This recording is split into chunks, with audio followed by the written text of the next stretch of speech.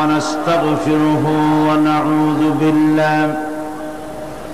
ونعوذ بالله من شرور أنفسنا ومن سيئات أعمالنا من يهد الله فلا مضل له ومن يضلله فلا هادي له ونشهد أن لا إله إلا الله وحده لا شريك له ونشهد أن سيدنا وحبيبنا ومولانا محمدا عبده ورسوله الذي أرسله بالحق بشيرا ونذيرا وداعيا إلى الله بإذنه وسراجا منيرا فقد قال الله تعالى في كلامه المجيد وفرقانه الحميد أعوذ بالله من الشيطان الرجيم بسم الله الرحمن الرحيم إن الله وملائكته يصلون على النبي يا أيها الذين آمنوا صلوا عليه وسلموا تسليما اللهم سيدنا مولانا محمد وعلى آله سيدنا مولانا محمد প্রাণ খুলে মোহব্বতের সাথে পড়েন আল্লাহুম্মা সাইয়্যিদিনা মাওলানা মুহাম্মদ ওয়া আলা আলি সাইয়্যিদিনা মাওলানা মুহাম্মদ বালাগাল উলা বিকামালিহি كشف الدجى بجماله حسنت جميع خصاله صلوا عليه مشرق حب محمد مطلع ديوان ما مطلع خورشید شقاش سینه سوزان ما بلغ العلا بكماله كشف الدجى بجماله حسنت جميع خصاله صلوا عليه सूरत यूसुफ बिदारी हिकमत लुक़मान मा कारी कुरान बारी ऐ दिले शादमान मा बलगल उला बिकमालिही कशफत दुजा बिजमालिही हसनत जमीअ खसालिही صلوا عليه اللهم آمين ربنا ظلمنا أنفسنا وإن لم تغفر لنا وترحمنا لنكونن من الخاسرين أي الله تعالى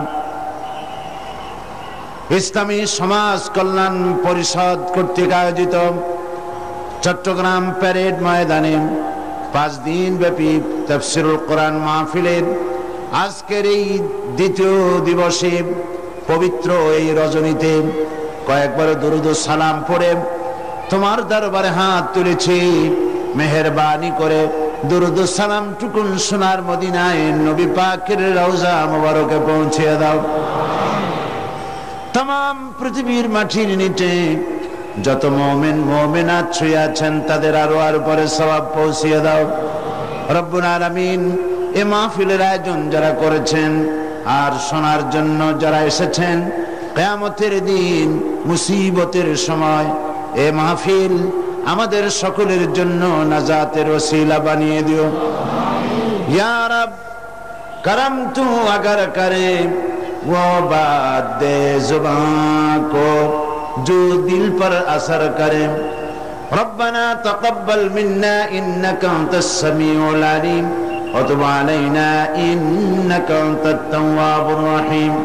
सुब्हान रब्बिका रब्बिल इज्जति अम्मा यसिफून व सलामुन अलल मुरसलीन वल्हम्दुलिल्लाहि रब्बिल आलमीन।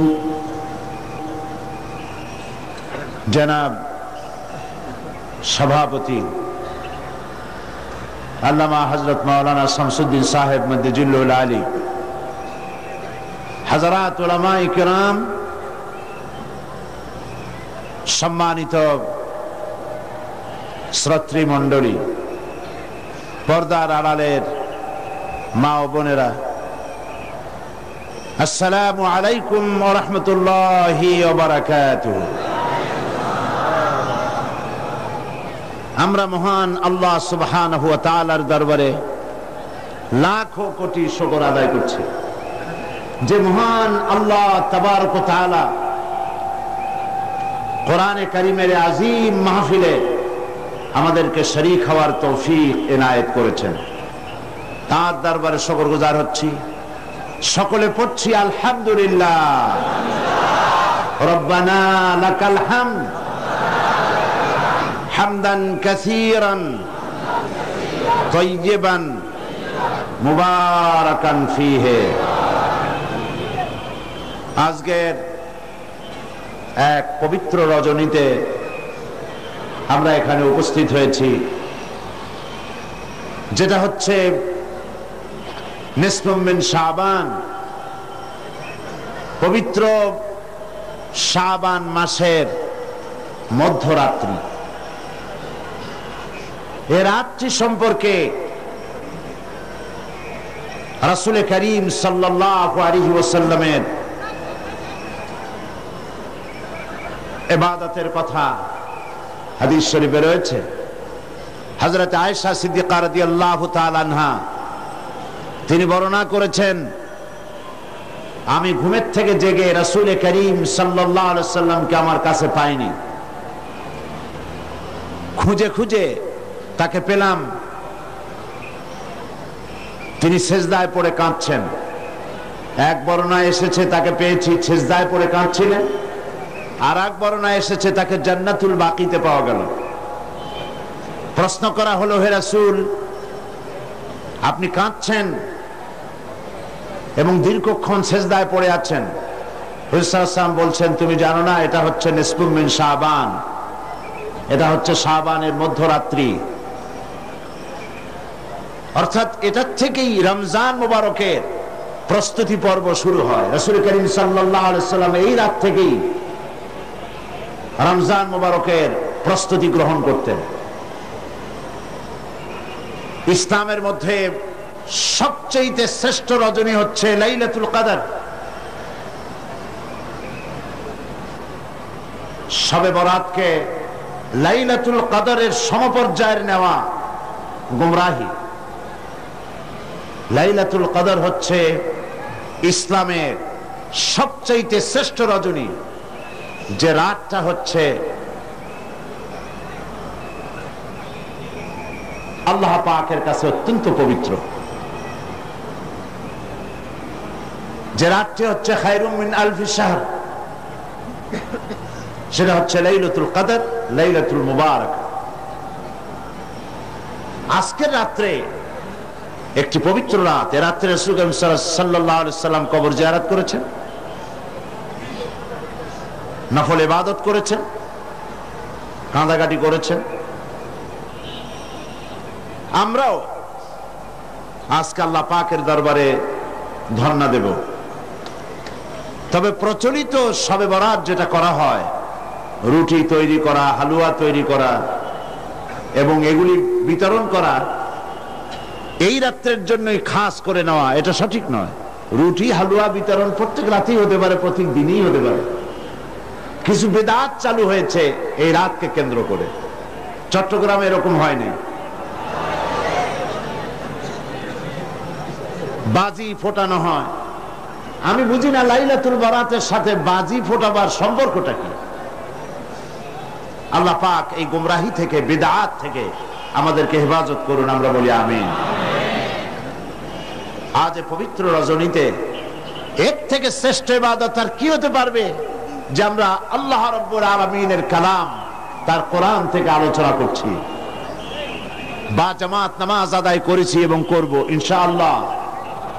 এবং এই লক্ষ জনতা আল্লাহ পাকের দরবারে ভিখারির মতো হাত উঁচু করব। আর কোরআনে কারীমের আলোচনার চাইতে শ্রেষ্ঠ মাহফিল, শ্রেষ্ঠ ইবাদত পৃথিবীর বুকে আর কিছু হতে পারে না। আমরা আজকে আমি আলোচনা করব, গতকাল ভূমিকা দিয়ে আমি শেষ করেছিলাম। আজকে আপনারা আরো আলোচনা শুনেছেন। আসলে তো এই আলোচনার কোনো শেষ নাই, আছে নাকি কোনো শেষ? আল্লাহ রাব্বুল আলামিন কোরআনে কারীমের ভিতরে বলেছেন, কুল লাহু কানাল বাহরু মিদাদান লিকালিমাতি রাব্বি লানাফিদাল বাহরু ক্বাবলা আন তানফাদা কালিমাতু রাব্বি ওয়ালাউ জিনা বিমিসলিহি মাদাদা।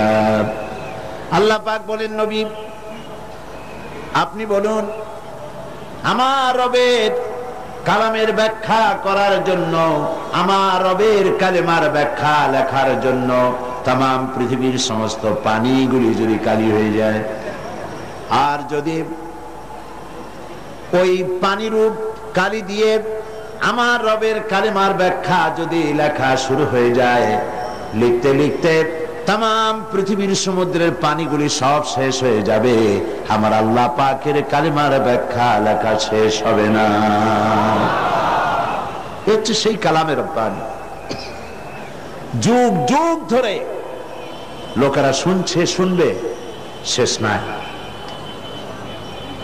এত শোনার পরেও কাঙ্ক্ষিত মানের অগ্রগতি, উন্নতি আমাদের হচ্ছে কি?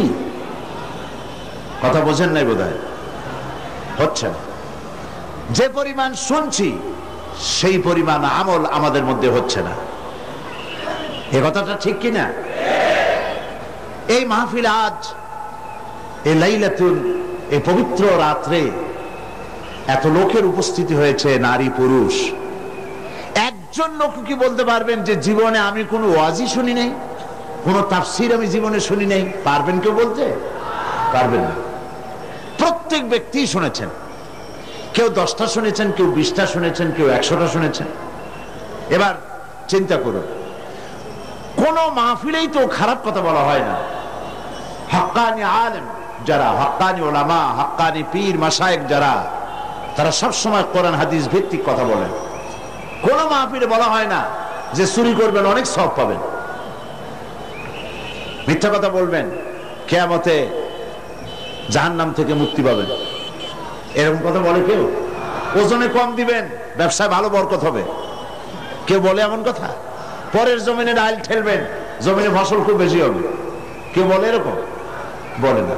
সব জায়গায় বলা হয় মিথ্যা পরিত্যাগ করুন, গীবত করবেন না, অহংকার করবেন না, ওজনে কম দিবেন না, জিনা করবেন না, মদ পান করবেন না, সুদ ঘুষের কাছে যাবেন না, বিবিকে পর্দায় রাখবেন। এইসব কথাই তো মেইনলি বলা হয়, নাকি বলেন? আচ্ছা, জীবনে যদি কেউ 10টি মাহফিল শুনে থাকেন, আর প্রত্যেকটি মাহফিল থেকে একটি করে ভালো কথা, কোরআন হাদিসের একটি করে কথা যদি আমরা জীবনে ধারণ করতাম, তাহলে 10টি ভালো কথা জীবনে ধারণ করা হতো, ঠিক কিনা? তাহলে আমাদের জীবনটা খারাপ হইতো না, আরো সুন্দর হইতো? তাহলে কি বোঝা যাচ্ছে? আমরা যা শুনি পরিপূর্ণভাবে আমল করি না। গলতটা কোথায়? মুসলমানের সংখ্যা তো এখন কম না। এই মুসলমান এক সময় সংখ্যায় খুবই কম ছিল। সেই কম সংখ্যক মুসলমানেরা 8খানা শুকনো রুটি, একটুখানি খেজুর, 1 গ্লাস অথবা আধা গ্লাস, 1 ঢোক পানি খেয়ে রোম, শাম, পারস্যকে প্রধানত করেছিল। এটা ঠিক কিনা? অর্ধেকটা পৃথিবী মুসলমানদের পায়ের তলে আসছিল, কথা ঠিক কিনা? আর সেই মুসলমানদের সংখ্যা এখন 130 কোটি পার হয়ে গেছে। কিন্তু আজ মুসলমানের সেই মর্যাদা আছে কি? নাই, সেই মর্যাদা নাই। পৃথিবীতে মুসলমানেরা সবচাইতে নির্যাতিত, অবহেলিত, নিগৃহীত। কারণ কি? আসুন মূলে ফিরে যায়। আসল কারণটা কোথায়? কি কারণে এই দুরবস্থা হয়েছে, আর কোন শিক্ষা গ্রহণ না করার কারণে এই দুরবস্থা হয়েছে, সেগুলি আজকে আলোচনা করার জন্য প্রবৃত্ত হব ইনশাআল্লাহ। ওমা তাওফীকি ইল্লা বিল্লাহ আলাইহি তাওয়াক্কালতু ওয়া ইলাইহি উনীব। কোরআন শরীফ থেকে আলোচনা করার আগে আসুন সবাই আপনারা আমার সাথে পড়েন, আউযু বিল্লাহি মিনাশ শাইতানির রাজীম, বিসমিল্লাহির রাহমানির রাহিম। সকলকে নিয়ে পড়লাম এই কারণে, শয়তান যেন কাউকে ওয়াসওয়াসা না দিতে পারে। শয়তানের ওয়াসওয়াসা থেকে আমাদেরকে কেউ রক্ষা করতে পারবে না। পারবে? শয়তানের ওয়াসওয়াসা থেকে পানাহ দিতে পারবেন কে? আল্লাহ পাক এই দোয়াটা শিখিয়ে দিয়েছেন যে আমার কাছে পানাহ চাও। আয় আল্লাহ পাক, আপনার কাছে শয়তানের ওয়াসওয়াসা থেকে পানাহ চাই, আশ্রয় চাই। বলুন আমিন। শয়তান আজকের এই মাহফিল যদি সফল হয়, তাফসীর মাহফিল প্রতি বছর সফল হচ্ছে, আজকের এবারের তাফসীর মাহফিল যদি সফল হয়, সবচাইতে কষ্ট হবে কার বলতে পারেন? সবচাইতে কষ্ট হবে কার? রাসূল করিম সাল্লাল্লাহু আলাইহি ওয়াসাল্লাম বলেছেন, ইয়াউমে আরাফা, ইয়াউমে আরাফা হজের দিনে শয়তানকে এত বেহাল অবস্থা আমি দেখেছি। এই রকমের বদসুরতে, শয়তানের সুরত তো এমনি খারাপ, শয়তান তো শয়তানের মতোই, এই রকমের বেকায়দার সুরতে এত বেহাল অবস্থা আমি কখনো তারে দেখিনি। সে মাথার চুল টেনে টেনে ছিটতেছে, গুসায় ছটফট করতেছে। কারণ কি? কারণ হচ্ছে ওকুফে আরাফা করছে যত লোক, এই সমস্ত হাজিদেরকে আল্লাহ পাক মাফ করে দিচ্ছেন। এত মানুষ আল্লাহ মাফ করতেছে, ওর কলিজা ফাটিয়া শেষ হয়ে যাচ্ছে। সুতরাং শয়তান যেন কাউকে ওয়াসওয়াসা দিতে না পারে, সেজন্য আমরা আল্লাহর কাছে পানাহ চেয়ে নিলাম। পরম করুণাময় আল্লাহ রাব্বুল আলামিনের নামে শুরু করছি। ইয়া আইয়ুহাল্লাযীনা আমানু হাল আদুল্লুকুম আলা তিজারাতিন তুনজিকুম মিন আযাবিন আলীম تؤمنون بالله ورسوله وتجاهدون في سبيل الله بأموالكم وأنفسكم ذلكم خير لكم إن كنتم تعلمون يغفر لكم ذنوبكم ويدخلكم جنات تجري من تحتها الأنهار ومساكن طيبة في جنات عدن ذلك الفوز العظيم وأخرى تحبونها نصر من الله وفتح قريب وبشر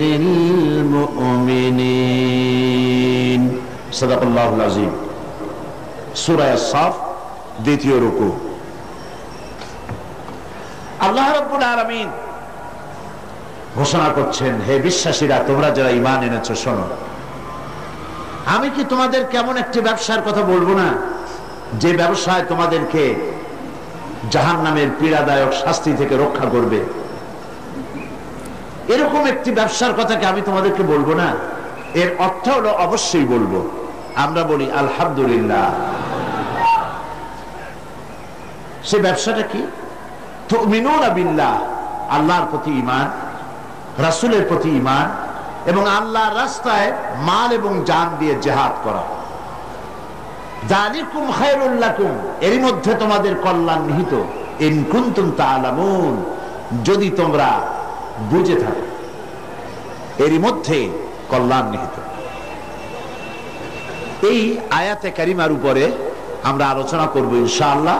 আমি আশা করি যে এই আলোচনার মাধ্যমে আমাদের ঈমানের ইজাফা হবে, আমাদের ঈমানের ত্রুটিগুলি ধরার সুযোগ হবে এবং ঈমান বর্ধিত হওয়ার সুযোগ আসবে। আল্লাহর কাছে আমরা তৌফিক কামনা করি, আল্লাহ যেন সে তৌফিক আমাদের দান করেন, বলি আমিন। আল্লাহ পাক বলছেন, হে বিশ্বাসীরা, তোমরা যারা ঈমান এনেছো শোনো, এমন একটা ব্যবসার কথা কি বলবো না যে ব্যবসা তোমাদেরকে জাহান্নামের পীড়াদায়ক শাস্তি থেকে রক্ষা করবে। ব্যবসার কথা আল্লাহ পাক কেন বললেন? এই জন্য বলেছেন যে ব্যবসাটা এটা খুব হালকা পাতলা জিনিস না, সহজ জিনিস না। ব্যবসার জন্য মানুষের ঝুঁকি থাকে। ব্যবসা করতে গেলে তার মধ্যে কতগুলি জিনিস লাগে। 1 নম্বরে লাগে পুঁজি, 2 নম্বরে লাগে শ্রম, 3 নম্বরে লাগে মেধা এবং চিন্তা। অনেক কিছু ব্যবসা করতে লাগে। শুধু পুঁজি খাটাইয়া, মানি ইনভেস্ট করে, ক্যাপিটাল ইনভেস্ট করে যদি আপনি চুপ করে বসে থাকেন, আপনার ব্যবসায় লাভ হবে কি? না, হবে না। লাভ হওয়ার জন্য ব্যবসায় পুঁজি খাটাতে হবে, আর শ্রম দিতে হবে, চিন্তা ভাবনা করতে হবে, খোঁজ খবর রাখতে হবে, তাহলে ব্যবসায় লাভ হওয়ার সম্ভাবনা আছে। এখানে ব্যবসার কথা আরো এক কারণে বলা হয়েছে, মানুষেরা ব্যবসা করতে এবং ব্যবসায় লাভবান হতে আকাঙ্ক্ষা করে, আশা করে। ব্যবসার দিকে মানুষের ঝোঁক খুব বেশি। এখন পৃথিবীতে যত ব্যবসা আছে, প্রত্যেকটি ব্যবসার মধ্যে 2টি দিক থাকে, লস এন্ড প্রফিট, লাভ এবং, বলেন, লাভ এবং নোকসান, 2টি দিক থাকে। লস এন্ড প্রফিট 2টি দিক থাকে। আপনি ব্যবসা করলেই যে লাভ হবে এর কোন নিশ্চয়তা নাই, নোকসানও হতে পারে। আল্লাহ রাব্বুল আলামিন বলছেন, আমার সঙ্গে যে ব্যবসাটা হবে এটা এমন এক ব্যবসা, তিজারাতান লান তাবুর, আমার সঙ্গে যে ব্যবসা হবে এই ব্যবসায় নোকসানের, লসের কোনো সম্ভাবনা নাই। নোকসান হওয়ার আদৌ কোনো সম্ভাবনা নাই। আল্লাহ পাকের সাথে যে ব্যবসাটা হবে সেই ব্যবসাটা হবে কি? লাভ আর লাভ। সেই ব্যবসায় কি বলে? লাভ। এই ব্যবসায় 3টা পুঁজি দরকার। কয়টা পুঁজি? 3টি পুঁজি দরকার। আমি এই 3টি পুঁজির কথা আপনাদের সামনে আলোচনা করব ইনশাআল্লাহ। 1 নম্বরের পুঁজি হচ্ছে তুমিনুনা বিল্লাহ, আল্লাহর প্রতি ঈমান। এটা হলো 1 নম্বর পুঁজি, আল্লাহর প্রতি ঈমান। সেই পুঁজি আমরা সকলে ইনভেস্ট করেছি। সে পুঁজিটা কি ছিল? সে পুঁজি হচ্ছে ঈমানের ফাউন্ডেশন, ঈমানের মূল ভিত্তি। আমরা সকলে পড়েছি লা ইলাহা ইল্লাল্লাহু মুহাম্মাদুর রাসূলুল্লাহ। জোরে সোরে বলেন, লা ইলাহা ইল্লাল্লাহ, লা ইলাহা, লা ইলাহা, লা ইলাহা ইল্লাল্লাহু মুহাম্মাদুর রাসূলুল্লাহ। এই হলো আমাদের ঈমানের ভিত্তি, কালেমা। এই কালেমা আমরাও পড়ি এবং ঈমান এনেছি। এই কালেমা যখন মুসা আলাইহিস সালাম পড়েছেন, লা ইলাহা ইল্লাল্লাহ, এই কালেমা যখন তিনি উচ্চারণ করেছেন, ফেরাউনের রাজতখ্ত আস্ত ছিল? কথা বুঝতে পারছেন? এই কালেমার ধাক্কায় ফেরাউনের রাজতখ্ত কি আস্ত ছিল? চুরমার হয়ে গেছে, দরিয়ার নীলে ডুবে মরতে হয়েছে। এই কালেমা যখন উচ্চারণ করেছেন হযরত ইব্রাহিম আলাইহিস সালাম, নমরুদের তত্ত্বটাও শেষ হয়ে গিয়েছে। এই কালেমা যখন উচ্চারণ করেছেন মুহাম্মদুর রাসূলুল্লাহ সাল্লাল্লাহু আলাইহি ওয়াসাল্লাম, তখন আবু জাহাল, আবু লাহাব, উতবা, শাইবা, মুগীরা বংশশুদ্ধ, এদের সমস্ত রাজ ব্যবস্থা, সমস্ত সবকিছু ছিন্ন ভিন্ন হয়ে গিয়েছে। এই কালেমা আমরা উচ্চারণ করি, আমরাও পড়ি, কিন্তু ওই আসর হয় না যেই আসর হতো আম্বিয়া আলাইহিমুস সালাম কালেমার দাওয়াত দিলে, সাহাবায়ে কেরাম দাওয়াত দিলে যে আসর হতো, সেই আসর আমাদের দাওয়াতে হয় না। কথা ঠিক কিনা? বিষয়টা দেখুন, ওনারা দাওয়াত দিয়েছেন মুসা আলাইহিস সালামকে ফেরাউনের মোকাবেলা করতে হয়েছে কালেমার দাওয়াত দিয়ে, ইব্রাহিম আলাইহিস সালাম কালেমার দাওয়াত দিয়ে নমরুদের মোকাবেলা করতে হয়েছে, সমস্ত নবীদেরকে মোকাবেলা করতে হয়েছে, রাসূল করিম সাল্লাল্লাহু আলাইহি ওয়াসাল্লামকে মোকাবেলা করতে হয়েছে। আর এই কালেমার দাওয়াত বর্তমান বিশ্বে দেওয়া হচ্ছে, সেই দাওয়াতে লোকেরা ফুল পাচ্ছে, মালা পাচ্ছে। ওনারা দাওয়াত দিতে গিয়ে জেল হয়েছে, জরিমানা হয়েছে, অত্যাচারিত হয়েছে, হিজরত করতে হয়েছে। আর বর্তমান যুগের দাওয়াত দিতে গেলে সেই অবস্থা হচ্ছে না, বরং অন্যরকম হচ্ছে। সুতরাং বোঝা যাচ্ছে যে দাওয়াতটি আল্লাহর পয়গম্বরেরা যেভাবে পেশ করেছেন ওইভাবে পেশ করা হচ্ছে না। ঈমানকেও আমরা সঠিকভাবে অনুধাবন করতে পারি না। এই ঈমান কি শিক্ষা দেয়? আল্লাহর উপরে ঈমান আনলে সেই ঈমানদারকে কি শিক্ষা দেয় ঈমান, এই কথাটা আমি আপনাদের সাথে বলতে চাই। ঈমান বিল্লাহ, আল্লাহর প্রতি মানুষ যখন ঈমান আনে, তার প্রথম শিক্ষাটাই হচ্ছে ঈমানদারকে, ঈমান বিল্লাহ তাকে আত্মমর্যাদায় সমুন্নত করে, তাকে আত্মমর্যাদা শিক্ষা দেয়। সেটা কি?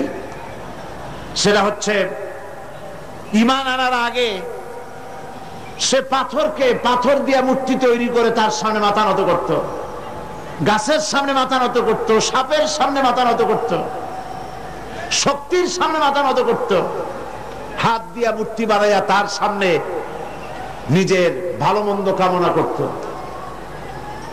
এটা সে করত।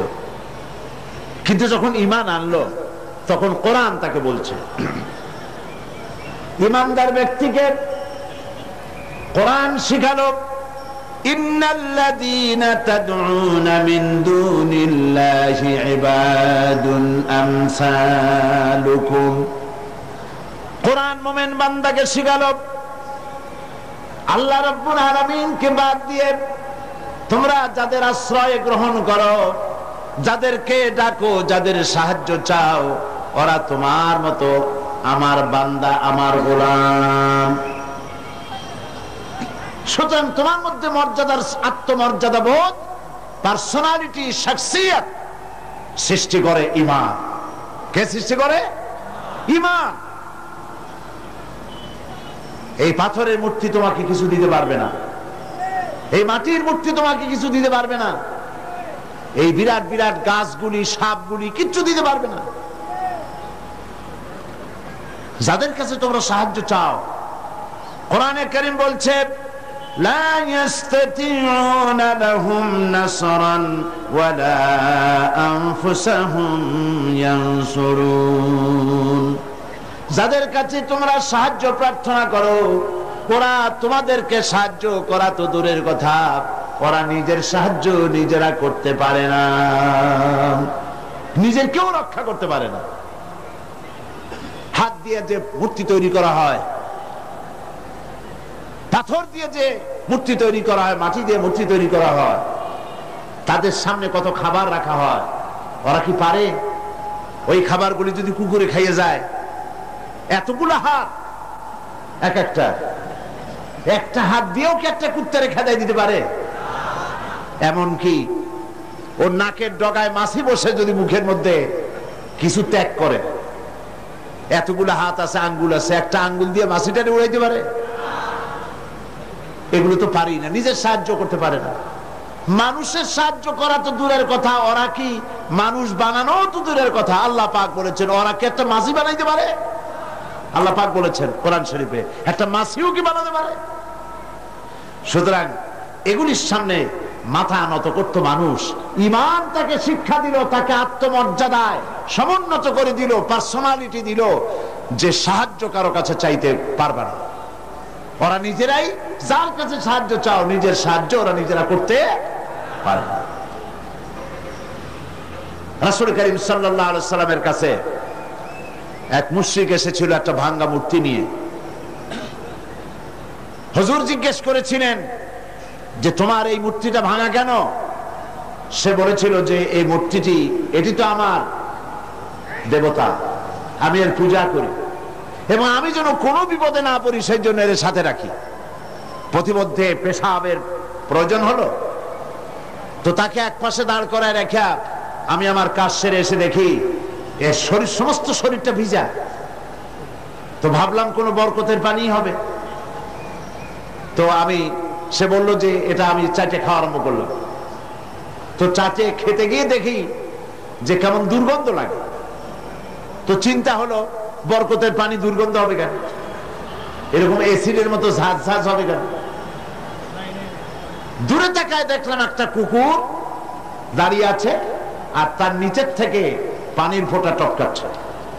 তখন বুঝলাম কি বরকতের পানি এটা। বললো মেজাজটা খুব খারাপ হয়ে গেল। এরপরে বললাম তুই নিজেরই সাহায্য করতে পারো না, কুত্তার পেশাব দিয়ে বাঁচাইতে পারো না, আমার বাঁচাবি কেমনে? রাগ করে দিলাম এক আছাড়, বাইরে গেল ঠ্যাং, কোমর টোমর ভাঙ্গা সার। হাদিস শরীফ এসেছে হুজুর সাল্লাল্লাহু আলাইহি ওয়াসাল্লাম তখন হেসেছিলেন। সে হাসিতে হুজুর সাল্লাল্লাহু আলাইহি ওয়াসাল্লামের দন্ত মোবারক বিকশিত হয়েছিল, দেখা দিয়েছিল। হুজুর বললেন আমার কাছে কেন এসেছো?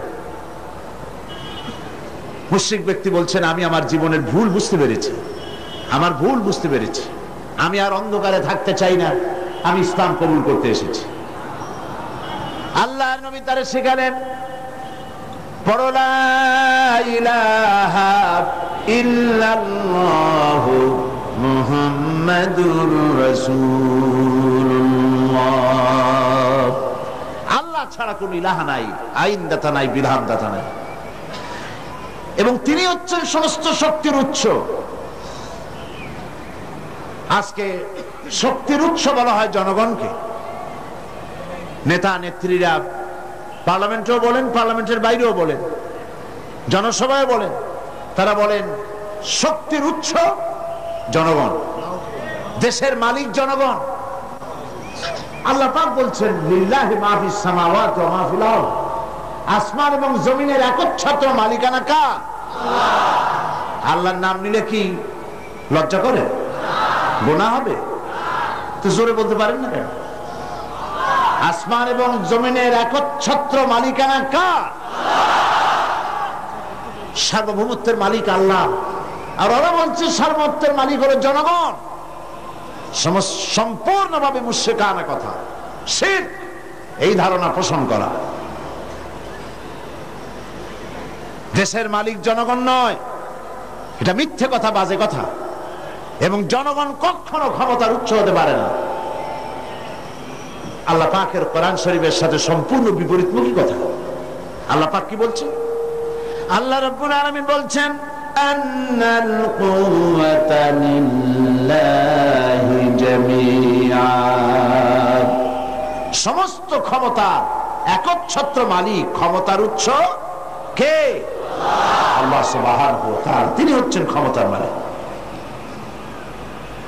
আল্লাহ পাক আরো বলেন ওয়ামা লাকুম মিন দুনিল্লাহি মিন ওয়ালিয়্যিন ওয়ালা নাসীর, তোমাদের জন্য আল্লাহ ছাড়া কোনো সাহায্যকারী নাই এবং তিনি একমাত্র, তিনি ছাড়া তোমাদের কোনো পৃষ্ঠপোষকও নাই, সাহায্যকারীও কেউ নাই, পৃষ্ঠপোষকও কেউ না। কত রাষ্ট্র শাসক গোমরাহ বেদাতপন্থী ফকিরদের কাছে গিয়ে মুরিদ হইল, ক্ষমতা যখন চলে গেল সে বেদাতপন্থী ফকির তারে বাঁচাইতে পারলো না। আমি নাম নিলাম না। আমাদের দেশেও এবং আমাদের দেশের বাইরেও, পার্শ্ববর্তী দেশেও মুসলমান রাষ্ট্র শাসক বেদাতি ফকির, বেসরা ফকির, এদের কাছে গিয়েছে, মুরিদ হয়েছে এবং মনে করেছে উনি আমার বাঁচাইবে, ক্ষমতা টিকায় রাখবে। ক্ষমতা যখন চলে গেল ফকিররা তার দিকে তাকায় থাকলো, নিজে ফকির, ওরে দেবে কি? ও নিজেই তো ফকির।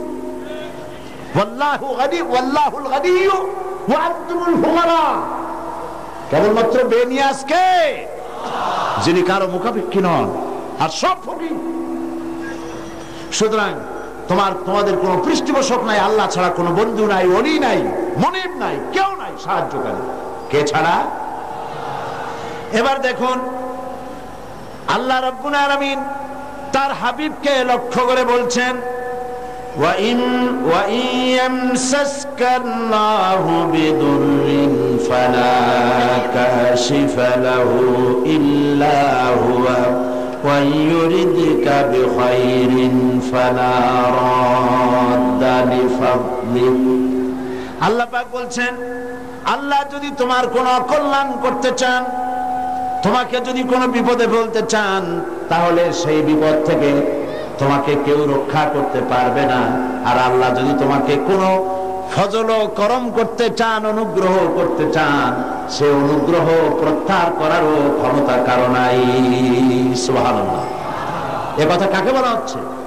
আল্লাহ পাক বলছেন তার রাসূলকে। আল্লাহ যদি আপনার কোনো অকল্যাণ করেন, আল্লাহ যদি আপনার কোনো বিপদ দেন, সেই বিপদ থেকে আপনাকে কেউ রক্ষা করতে পারবে না। সুবহানাল্লাহ বলবেন না?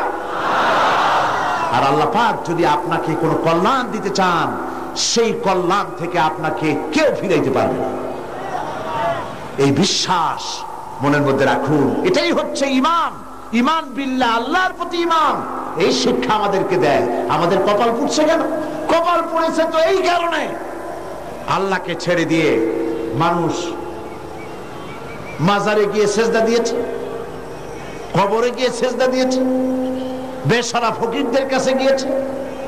তাসাউফ একটি মহান বিষয়, একটি পবিত্র বিষয়। এই বিষয়টাকে ব্যবসায় পরিণত করা হয়েছে এবং তাওহীদের কনসেপশন ক্লিয়ার না থাকার কারণে শিরক এবং বিদআত চরমভাবে বেড়েছে। মানুষ এগুলির কাছে গিয়ে সাহায্য কামনা করেছে, যার ফলে আল্লাহ পাক নারাজ হয়েছে। মুমিন ব্যক্তি, ঈমান বিল্লাহ মুমিন ব্যক্তিকে এই ট্রেনিং দেয়, সে আত্মমর্যাদা সম্পন্ন হবে। সে কখনোই কারো কাছে হাত পাতবে না, তার মর্যাদা এত বাড়বে। সে রিস্কের ব্যাপারে, মানুষ তো রুজিটারই একটু বেশি, রুজি না হইলে বাঁচবে কি করে, রিস্কের জন্যই সে সংগ্রাম করে। হক কথা বলতে গলা আটকে আসে।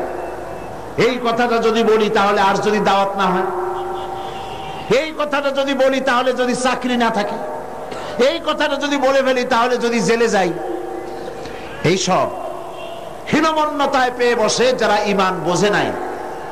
আর ঈমান যাদের উপলব্ধি হয়েছে, ঈমানের বুঝ যাদের এসেছে, ঈমান তাদেরকে শিক্ষা দিয়েছে, রিস্কের জন্য হক কথা বলা থেকে বিরত থেকো না, কারণ রিস্কের মালিক কে? আল্লাহ রাব্বুল আলামিন বলেছেন, ইন্নাল্লাহা হুয়ার রাজ্জাকু যুল কুওয়াতিল মাতিন। নিশ্চয়ই যেন আল্লাহই হচ্ছেন মহান রিজিক দাতা, নিরঙ্কুশ শক্তির অধিকারী। রিস্কের মালিক হচ্ছেন তিনি। খেতে দেওয়ার মালিক কে বলেন? সবাই বলেন মালিক কে? কাজী হক কথা বলতে আপত্তি কোথায়? এই মসজিদে চাকরি না থাকে আরেক মসজিদে হবে, এই মাদ্রাসায় চাকরি না থাকে আরেক মাদ্রাসায় হবে। এই চাকরি ছাড়া আল্লাহ আপনারা খাওয়াইতে পারবে না, এটা বিশ্বাস করেন নাকি? তাহলে হক কথা বলতে আপত্তি কোথায়? হক কথা বলার লোকের সংখ্যা কমে গিয়েছে, কথা ঠিক কিনা? হক কথা বলা হচ্ছে না বলেই তো সাহস পাচ্ছে ইসলাম বিরোধীরা, সাহস পাচ্ছে নাস্তিক আর মুরতাদেরা। আল্লাহ রাব্বুল আলামিন কোরআনে কারীমের মধ্যে বলেছেন, ওয়ামা মিন দাব্বাতিন ফিল আরদি ইল্লা আলাল্লাহি রিজকুহা। এই পৃথিবীর বুকে এমন কোন বিচরণশীল জীব নাই যেই জীবের রিস্কের দায়িত্ব আমি আল্লাহ বা নিজ হাতে উঠায় নেই নাই। বিশ্বাস হয় না? এত বড় কথা, সমস্ত প্রাণীর রিস্কের দায়িত্ব কার হাতে? কার হাতে? আমার দেশে সরকার আছে, পৃথিবীর প্রত্যেকটা দেশে সরকার আছে, আছে না? সরকারবিহীন দেশ আছে কিনা আমি জানি না, সব দেশেই সরকার আছে। আর প্রত্যেকটা সরকারের ফরেন মিনিস্টার আছে, হোম মিনিস্টার আছে, তারপরে ফুড মিনিস্টার আছে, এগ্রিকালচার মিনিস্টার আছে, আছে না? মন্ত্রণালয় আছে না? এর মধ্যে একটা মন্ত্রণালয় হলো খাদ্য মন্ত্রণালয়, ঠিক কিনা? এই খাদ্য মন্ত্রণালয় একজন মন্ত্রীও আছে, আছে না? খাদ্য মন্ত্রণালয়ের একজন মন্ত্রী আছে, একটা সরকার আছে। তারপরেও মানুষ না খাইয়ে মরে, মরে কিনা? না খাইয়ে মরে কিনা? গতকাল আলোচনায় বলেছি, এই পৃথিবীর অন্তত অর্ধেক মানুষ অনাহারে, অর্ধাহারে কাটায়। তাহলে গভর্নমেন্ট আছে, খাদ্যমন্ত্রীও আছে, কিন্তু মানুষ না খেয়ে মরছে। অবশ্য খাদ্যমন্ত্রীরা কোনোদিন না খেয়ে মরছে এগুলি শোনা যায় না। তাহলে দেখুন, এরকম একটি গভর্নমেন্ট আল্লাহরও আছে। আল্লাহর একটা গভর্নমেন্ট আছে না? সেই আল্লাহর যে গভর্নমেন্ট, সেই সরকার, আল্লাহর যে সরকার, সেই সরকারের এরকম কোন মন্ত্রণালয়, কোন বিভাগকে ভাগ করে আলাদা আলাদা মন্ত্রণালয় তৈরি করা হয় নাই। সবটার মালিক কে? এখন আপনারা একটা কথার জবাব দেন, এই পৃথিবীতে মানুষ বেশি না ছাগল, গরু, পাখি, পোকা, মাকড়, স্থল প্রাণী, জলচর প্রাণী, স্থলচর প্রাণী, উভচর প্রাণী, এই প্রাণীগুলি বেশি না মানুষ বেশি? কারা বেশি? কারা বেশি? প্রাণী জগৎ বেশি। তাহলে আমাদের সরকারগুলি, পৃথিবীর সরকারগুলি প্রত্যেকটা আলাদা আলাদা সরকার, এবং তাদের দেশের উৎপাদন আছে, এক্সপোর্ট ইম্পোর্ট, বিভিন্ন রকমের ব্যবসা বাণিজ্য আছে। সব কিছু থাকা সত্ত্বেও মানুষ না খেয়ে মরে। আর আল্লাহর যে সরকার, সেই সরকারটার দিকে তাকিয়ে দেখুন তো, এই অসংখ্য পাখি আকাশে ওড়ে। গত বছর 50,000 পাখি সাইবেরিয়ায় না খেয়ে মারা গেছে, এরকম কোন রিপোর্ট পাওয়া গেছে? অন্তত 40,000 লোট্টাফিশ না খেয়ে মরে ভাসে উঠছে চট্টগ্রামের কর্ণফুলীতে। এরকম কোন আপনারা কোন নমুনা পেয়েছেন? আপনার সুন্দরবনের ভেতরে হাজার হাজার বাঘ আর হরিণ ক্ষুধার জ্বালায় না খেয়ে মারা গেছে, এরকম কোন রিপোর্ট পাওয়া গেছে? পাওয়া যায় না। কারণ এই গভর্নমেন্ট কে চালায়? আল্লাহ পাক চালায়। সকলকে খেতে দেন, সকলকে খেতে দেন। আল্লাহ রাব্বুল আলামিন বলছেন, وَكَأَيٍّ مِّن دَابَّةٍ لَّا تَحْمِلُ رِزْقَهَا اللَّهُ يَرْزُقُهَا وَإِيَّاكُمْ। কোন জীবই নিজের সঙ্গে খাদ্য সংগ্রহ করে নিয়ে আসে নাই।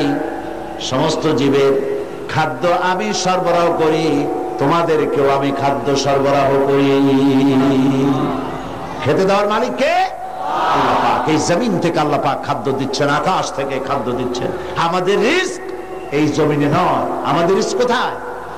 আসমানে। আসমান থেকে আল্লাহ পাক রিস্কের ব্যবস্থা করে থাকেন। সুতরাং ঈমান প্রথম যে শিক্ষাটা দিল, ঈমান বিল্লাহ প্রথম যে শিক্ষাটা দিল, সেই শিক্ষাটা হলো এই যে আমি আমার মাথা নত করতে পারবো না, আমার আত্মমর্যাদা সৃষ্টি হবে ব্যাপারে যে আমি পৃথিবীর কোন মন্ত্রীর গোলাম নই, কোন প্রেসিডেন্টের গোলাম নই, কোন পীর বুজুর্গের গোলাম নই, কোন মানুষের গোলাম নই। আমি গোলাম কেবলমাত্র কার? জোরে বলুন। সে আল্লাহ পাকের গোলাম, যার হাতের মুঠায় সমস্ত প্রাণীর জীবন। তিনি আমাকে খেতে দেন, তিনি আমাকে পড়তে দেন, তিনি আমাকে সাহায্য করেন, তিনি আমাকে বিপদ থেকে বাঁচান। ঈমান। 2 নম্বরে ঈমান বিল্লাহ মানুষকে যে শিক্ষা দেয়, সে শিক্ষাটা হচ্ছে মুমিনকে নিরহংকার বানায়। সুবহানাল্লাহ বলেন। মুমিন ব্যক্তির ভিতরে কোনো অহংকার জায়গা পাবে না। সে বিনয় হবে, বিনম্র হবে, নিরহংকার হবে। কারণ হচ্ছে আল্লাহ পাক তাকে বলেছেন, ওয়া হুয়াল কাহিরু ফাওকা ইবাদি। আল্লাহর কর্তৃত্ব থেকে বেরিয়ে আসার ক্ষমতা কোন মানুষের নাই। আল্লাহ পাক বলেছেন, ইয়া মা'শারাল জিন্নি ওয়াল ইনস, হে পৃথিবীর মানুষেরা আর জিনেরা, ইন ইসতাতা'তুম আন তানফুযু মিন আকতারিস সামাওয়াতি ওয়াল আরদ, যদি সম্ভব করতে পারো আমার আকাশের নিচের থেকে, আমার জমিনের উপর থেকে বেরিয়ে যাও। আল্লাহ পাক বলেন, ফানফুযু লা তানফুযুনা ইল্লা বিসুলতান, কখনোই সম্ভব হবে না আমার আকাশের নিচ থেকে, আমার জমিনের থেকে বেরিয়ে যাওয়া। সুতরাং আমার কর্তৃত্ব থেকে বেরিয়ে যাওয়ার কোনো উপায় নাই, আমার কর্তৃত্বের মধ্যেই থাকতে হবে। সেই জন্য কোন অহংকার মুমিন বান্দার মধ্যে হতে পারে না। কিসের অহংকার করবেন? স্বাস্থ্যের অহংকার করবেন। কতটা স্বাস্থ্যের মালিক হয়েছেন, আল্লাহ পাক যদি ইচ্ছে করেন তাহলে ডায়রিয়া দিয়ে দিন, এমন ডায়রিয়া হবে। ডায়রিয়া কি খুব শক্ত না পাতলা? ডায়রিয়া পাতলা, যত বেশি পাতলা হয় কয় স্ট্রং ডায়রিয়া। এই পাতলা জিনিস কেমনে স্ট্রং হয় আল্লাহ জানে। এমন স্ট্রং ডায়রিয়া হলো সলিমুদ্দি কোথায় খুঁজেও পাওয়া যায় না, স্বাস্থ্যের মালিক। সুতরাং স্বাস্থ্যের বড়াই করবেন না, বিদ্যার বড়াই করবেন। কত বড় বিদ্যা অর্জন করেছেন, টাকার বড়াই করবেন। কত টাকার মালিক হয়েছেন। আল্লাহ পাক যদি ব্রেনের মধ্যে টিউমার দিয়ে দেন, ব্লাডের মধ্যে ক্যান্সার দিয়ে দেন, আল্লাহ পাক যদি হার্টের মধ্যে মারাত্মক কোন রোগ দিয়ে দেন, সারা পৃথিবী বিক্রি করবেন, ঔষধের পয়সা হবে না। আপনি তো জানেন না কত বড় নিয়ামত ভোগ করছেন। প্রতি মুহূর্তে শ্বাস ফেলছেন, শ্বাস গ্রহণ করছেন, নিঃশ্বাস ফেলছেন, শ্বাস গ্রহণ করছেন। এটা কি নিয়ামত নয়? বলেন, এটা কি নিয়ামত নয়? এই নিয়ামতটা আপনি বুঝেন না। এই নিয়ামতটা বোঝার জন্য যার শ্বাসকষ্ট আছে, শ্বাসকষ্টের রোগী আছে না, বোঝেন তো? শ্বাসকষ্টের রোগীর কাছে গিয়ে জিজ্ঞেস করেন, সে বলতে পারবে একটা শ্বাসের দাম কত। সুবহানাল্লাহ বলবেন না? সুতরাং আল্লাহ পাকের এই নিয়ামত, অর্থের নিয়ামত দিয়েছেন আল্লাহ পাক। অর্থের বড়াই করো না, স্বাস্থ্যের বড়াই করো না, বিদ্যার বড়াই করো না, ক্ষমতার বড়াই করো না। এই ক্ষমতা দেওয়ার মালিক আল্লাহ, আর সিনায় নেওয়ার মালিকও আল্লাহ পাক। মানুষ বোঝে না, মানুষ বোঝে না, ক্ষমতায় পাগল হয়ে বসে এবং সিংহাসনের চতুর্দিকে স্ক্রু নাট দিয়ে টাইট দিতে থাকে, যাতে কখনো এই চেয়ার ছাড়া না লাগে। চেয়ারের হাতল দুই হাত দিয়া ধরিয়া, দুই পাও দিয়া পায়ের সাথে ব্যাট দিয়ে পেঁচাইয়া মজবুত হয়ে বসে থাকে, নড়বই না। কিন্তু থাকতে তো পারবে না। কি বলেন? পণ্ডিত জওয়াহরলাল নেহেরু পাগলা গারদ দেখতে গিয়েছিলেন। পাগলেরা দেখিয়া জামা কাপড় কেতাদুরস্ত সুপুরুষ, তাকে দেখে জিজ্ঞেস করছেন, তুমি কে? তিনি বললেন, আমি ভারতের প্রধানমন্ত্রী, আমার নাম পণ্ডিত জওয়াহরলাল নেহেরু। পাগলেরা বলছো, আমরাও যখন এখানে আসছিলাম এই তোমার মতো এরকমের লম্বা লম্বা কথা আমরাও বলতাম। থাকো কিছুদিন আমাদের সাথে, তোমার গরম মাথাও ঠান্ডা হয়ে যাবে। কাজী ক্ষমতায় যারা থাকে, ক্ষমতায় গিয়ে আল্লাহর ক্ষমতাকে ভুলে যায়, জনগণকে ধোঁকা দেয়। কিন্তু সময় যখন হয়, আল্লাহ যখন ছিনায় নেন ক্ষমতা, তখন রক্ষা করতে কেউ। এই জন্য মুমিন ব্যক্তির দ্বিতীয় নম্বরের শিক্ষা হচ্ছে মুমিনকে ঈমান বিল্লাহ, তাকে বিনয় এবং বিনম্র হওয়ার শিক্ষা প্রদান করে। ঈমান তাকে শিখায়, ওয়ামা বিকুম বিনিমাতিন ফামিনাল্লাহ। আল্লাহ পাক বলেন, যে নিয়ামতই তোমরা লাভ করেছো আল্লাহ পাকের পক্ষ থেকে, আল্লাহর নিকট থেকেই তা এসেছে। সুতরাং অহংকার করো না, আল্লাহ পাক নিষেধ করেছেন। কোরআনে কারীম বলছে ওয়ালা তামশি ফিল আরদি মারহান ইন্নাকা লান তাখরিকাল আরদা ওয়ালান তাবলুগাল জিবালা তুলা। আল্লাহ পাক বলেন অহংকার করে আমার জমিনের উপরে হেঁটো না, অহংকার করে পদাঘাত করে আমার জমিনটাকে বিদীর্ণ করে দিতে পারবে না, আর অহংকার করে লাভ দিয়া আমার পাহাড়ের উচ্চতাও ছাড়াই যেতে পারবে না। পারবে? অহংকারের ঠেলায় সালামও দিতে চায় না। আছে কিনা এরকম মানুষ? সালামও দিতে চায় না। তুমি যে অহংকার করো, তুমি কি পারবে তোমার পাও দিয়া লাথি মেরে জমিনটারে ভাড়ায় দিতে? তুমি কি পারবা লাভ দিয়ে পাহাড়ের উচ্চতা ছাড়াই যেতে? তাহলে কেন অহংকার করো? বরং মুমিন বান্দার খাসলত হচ্ছে এই, কোরআন বলছে ওয়াইবাদুর রাহমানিল্লাযীনা ইয়ামশুনা আলাল আরদি হাওনা। দয়াময় আল্লাহর বিশিষ্ট বান্দা যারা, তারা দুনিয়ার বুকে বিনয়ের সাথে তারা চলাফেরা করে, অহংকারের সাথে তারা চলাফেরা করে না। এটা হলো ঈমানের শিক্ষা। এই শিক্ষা কি আমরা গ্রহণ করব? আল্লাহ যেন কবুল করেন, বলেন আমিন। আমরা কেউ যেন অহংকার না করি, কখনো না,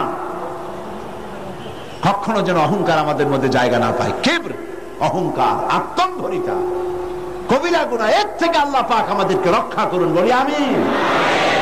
হাদিসে কুদসিতে এসেছে, আল্লাহ পাক বলেছেন অহংকার, কিবর, এটা হচ্ছে আমার চাদর।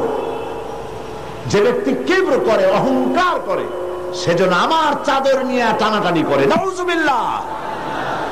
কত বড় গোস্তাখ, বেয়াদব! আল্লাহ চাদর নিয়ে টানাটানি করে, নাউজুবিল্লাহ।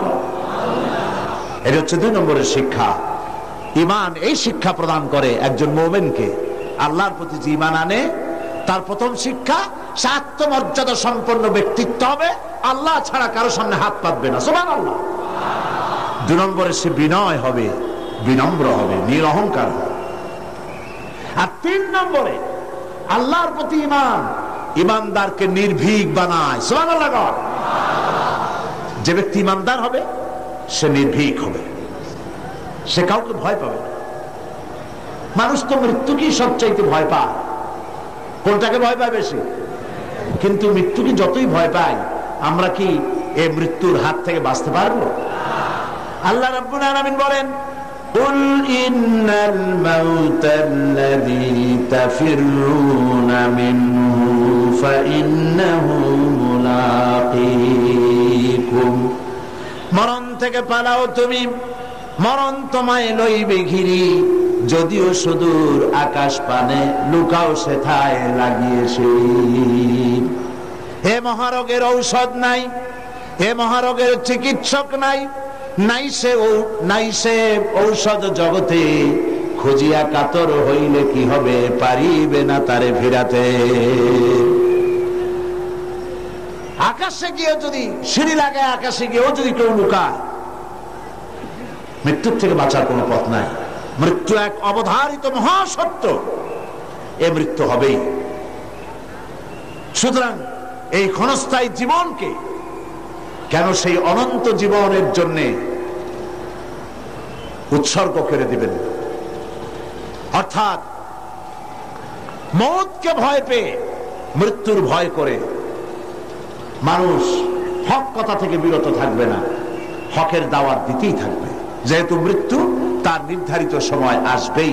এই মৃত্যুর হাত থেকে যখন, এটি সবচাইতে বড় কথা বলি, রাসূল করিম সাল্লাল্লাহু আলাইহি ওয়াসাল্লামের চাইতে শ্রেষ্ঠ মানুষ আকাশের নিচে জমিনের উপরে হয়েছে কখনো? হবে কখনো? তার চাইতে শ্রেষ্ঠ আল্লাহর মাহবুব আর কি কেউ আছে? তারই যখন মৃত্যু হয়েছে, তিনি যখন ইন্তেকাল করেছেন, তাহলে কেউ কি বাঁচতে পারবে? এই মৃত্যুর হাত থেকে বাঁচার কোনো পথ নেই। সেই জন্য মুমিন বান্দাকে তার জীবন তৈরি করতে হবে ঈমানের উপরে। আল্লাহ রাব্বুল আলামিন বলেছেন, ইন্নাল্লাহা আশতারা মিনাল মুমিনিনা আনফুসাহুম ওয়া আমওয়ালাহুম বিআন্না লাহুমুল জান্নাহ। আল্লাহ পাক বলেন, আমি আমার মুমিনের জান এবং মালকে খরিদ করে নিয়েছি, বিনিময়ে আমার মুমিন বান্দাকে আমার জান্নাত দিয়ে দিয়েছি, বেহেশতটা দিয়ে দিয়েছি আমার মুমিন বান্দাকে, তার জান আর মাল আমি কিনে নিয়েছি। এই জন্য মুমিন বান্দার এই চিন্তা থাকা দরকার যে আমার ভালো মন্দ সবকে করবে, বলেন তো সবাই, খাইরিহি ওয়া শাররিহি মিনাল্লাহি তাআলা। ভালো আর মন্দ কে কার তরফ থেকে আসে? আল্লাহর পক্ষ থেকে আসে। আপনারা বিশ্বাস করুন, কোন ব্যক্তি ফু দিয়ে আপনার জীবনকে আপনাকে সৌভাগ্যবান বানায় দেবে, অথবা কেউ ফু দিয়ে আপনার জীবনকে হতভাগ্য বানায় দেবে, এই বিশ্বাস কখনো করবেন না। আপনার ভালো আমার ভালো, আমার মন্দ আপনার মন্দ, আমাদের সকলের ভালো মন্দের একমাত্র মালিক ইমানে কথা ইমান বিল্লাহ মানুষকে এই শিক্ষা দেয়, ওয়ামা হুম বিদাররিনা বিহি মিন আহাদিন ইল্লা বিইজনিল্লাহ। একথা সুস্পষ্ট যে আল্লাহ রাব্বুল আলামিনের অনুমতি ব্যতি রেখে আপনার ক্ষতি সাধন করার ক্ষমতা পৃথিবীর কারণে, যেটা হবার সেটা হবেই। আল্লাহ আপনার জন্য যেটা নির্ধারণ করে রেখেছেন এটা হবেই। আল্লাহ নির্ধারিত কোন জিনিস থেকে বাঁচবার কোন উপায় মানুষের নাই। আর যখন মউত আসবে, وَمَا كَانَ لِنَفْسٍ أَن تَمُوتَ إِلَّا بِإِذْنِ اللَّهِ كِتَابًا مُؤَجَّلًا। কোন প্রাণী আল্লাহর অনুমতি ছাড়া মরতে পারবে না, যেহেতু তার সুস্পষ্ট কিতাবের মধ্যে লেখা রয়েছে নির্ধারিত সময় ছাড়া কোন জায়গায়, কোন মাঠে, কোন জায়গায় মানুষের মৃত্যু হবে কেউ জানে না, নির্ধারিত কিতাবের মধ্যে তা লিপিবদ্ধ রয়েছে। সুতরাং ঈমান মানুষকে এই শিক্ষা প্রদান করে, আল্লাহর প্রতি ঈমান, যে মৃত্যুর ভয় করে হক থেকে ফিরে থাকতে পারবেন না।